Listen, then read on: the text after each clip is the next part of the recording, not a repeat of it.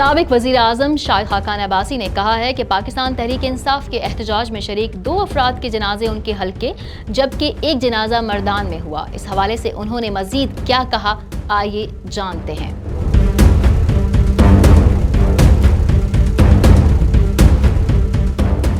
نجی چینل سے گفتگو کرتے ہوئے انہوں نے کہا کہ 3 مظاہرین کی گواہی تو میں خود دے سکتا ہوں کہ یہ احتجاج میں شہید ہوئے ہیں، لیکن حکومت سینہ زوری کر رہی ہے کہ کوئی ہلاکت نہیں ہوئی۔ آپ نے گولیاں چلائی ہیں، لوگ مرے ہیں، آپ کو یہ ماننا پڑے گا۔